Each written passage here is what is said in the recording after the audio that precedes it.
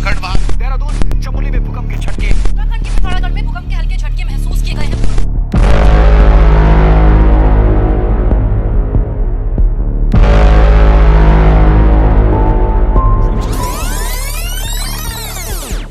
तो हेलो मेरे वॉरियर्स, जैसा कि आप सबको पता होगा, टर्की और सीरिया के अर्थक्वेक के बाद लगातार दूसरी अलग अलग कंट्रीज में भी अर्थक्वेक के शॉक्स को फील किया जा रहा है।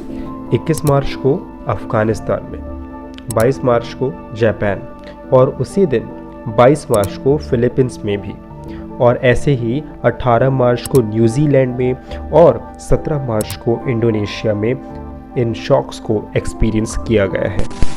इस अर्थक्वेक की लिस्ट अभी ख़त्म नहीं होगी, बल्कि बढ़ती ही जाएगी। और जैसा मैंने अपनी लास्ट वीडियो में भी आपको बताया था, नीदरलैंड के एक रिसर्चर फ्रैंक हुगरबीट्स ने अपने साइंटिफिक मेथड से पहले ही पता लगा लिया था, प्रेडिक्शन कर ली थी कि अब सीरिया और टर्की के बाद ये अर्थक्वेक का सिलसिला रुकेगा नहीं, और इन अर्थक्वेक के झटकों को कुछ एशिया की कंट्रीज़ में भी फील किया जाएगा, जैसे कि India, Afghanistan, China, Japan, Nepal.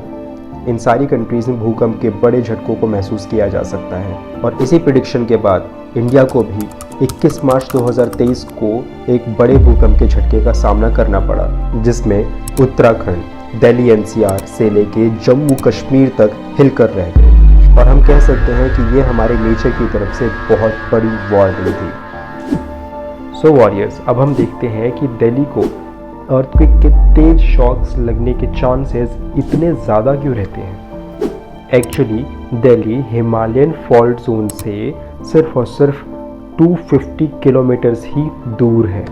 दूसरा रीज़न है कि दिल्ली की एमसीडी म्युनिसिपल कॉरपोरेशन डिपार्टमेंट ने पाया है कि दिल्ली की 90% से ज़्यादा बिल्डिंग्स भूकंप के बड़े झटकों को सहने लायक बिल्कुल भी नहीं है, और इन्हीं रीजंस की वजह से दिल्ली एक हाई रिस्क जोन एरिया में शामिल है, जहां पर भूकंप के झटके बहुत तेज़ एक्सपीरियंस किए जा सकते हैं।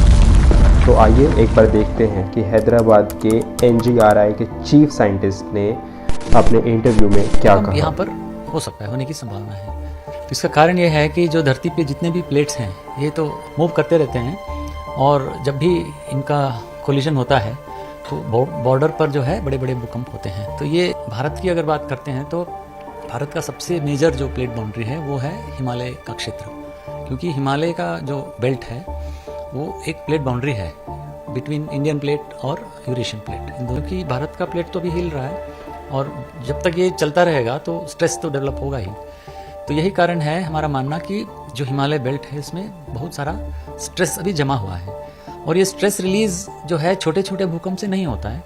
तो एक आध जो है ग्रेट अर्थक्वेक भी वो उसका होना जरूरी है, तब जाकर के स्ट्रेस जो है पूरी तरह से रिलीज हो सकता है। Actually Indian tectonic plate Eurasian tectonic plate की तरफ हर साल 5 सेंटीमीटर मूव करता जा रहा है, जिसकी वजह से हिमालयन बेल्ट की हाइट कॉन्टिन्यूसली हर साल 5 सेंटीमीटर इंक्रीज हो रही है, जिसकी वजह से हिमालयन बेल्ट में प्रेशर और भी ज़्यादा इंक्रीज होते जा रहा है।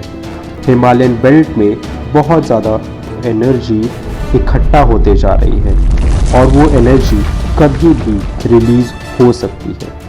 इससे इंडिया और नेपाल को बड़े अर्थक्वेक का सामना करना पड़ सकता है। चूँकि उत्तराखंड हिमालयन बेल्ट के अंदर ही आता है, इसीलिए उत्तराखंड को हाई सिस्मिक जोन एरिया में मार्क किया गया है। इसका मतलब उत्तराखंड के ईस्टर्न पार्ट और नेपाल के वेस्टर्न पार्ट में सबसे ज़्यादा भूकंप के खतरे बने रहेंगे। जैसा कि आप सबको पता होगा, उत्तराखंड के चमोली डिस्ट्रिक्ट में एक जोशीमठ नाम का शहर है, जिसे हम ज्योतिर्मठ भी बोलते हैं, जहाँ की ज़मीन लगातार धंसती जा रही है।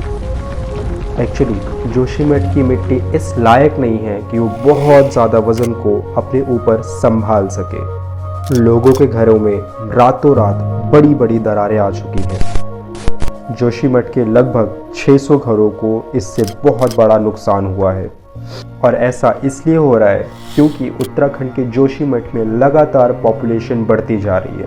वहाँ पर ह्यूमन एक्टिविटीज़ जो डेवलपमेंट से रिलेटेड हैं वो सब लगातार चलती जा रही हैं, जिसकी वजह से जोशीमठ के ऊपर ज़्यादा से ज़्यादा प्रेशर बनता जा रहा है और इसी वजह से जोशीमठ अपनी जगह से खिसकता जा रहा है और उसकी ज़मीन लगातार धंसती नज़र आ रही है। और अगर हिमालयन बेल्ट में कभी भी भूकंप आता है तो उसकी वजह से उत्तराखंड, नेपाल, उत्तर प्रदेश और दिल्ली एनसीआर में बहुत बड़ा इम्पैक्ट देखने को मिलेगा।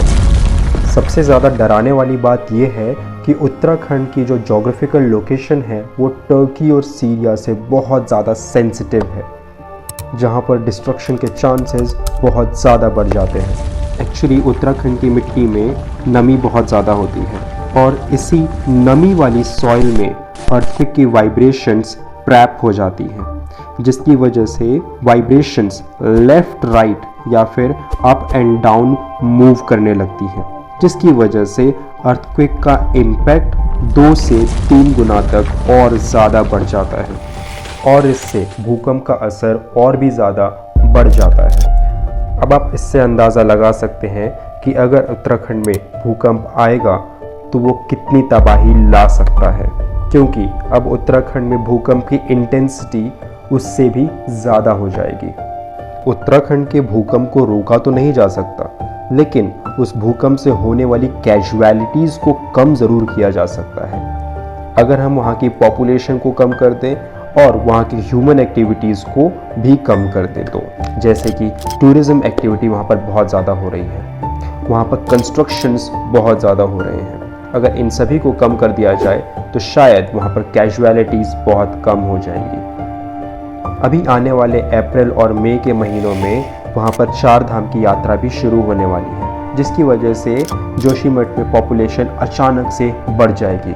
वहाँ के लैंड पर ज़्यादा से ज़्यादा प्रेशर पड़ेगा और इसी वजह से वहाँ पर कोई भी बड़ा हादसा हो सकता है। भूकंप को कभी भी प्रिडिक्ट नहीं किया जा सकता, इसलिए हमें नहीं पता कि उत्तराखंड में भूकंप कब और कितने बजे आएगा, लेकिन ये ज़रूर पता है कि उत्तराखंड में जब भी भूकंप आएगा बहुत बड़ी तबाही लेकर आएगा, जो कि टर्की और सीरिया के भूकंप से भी ज़्यादा दर्दनाक और भयानक रहने वाला है।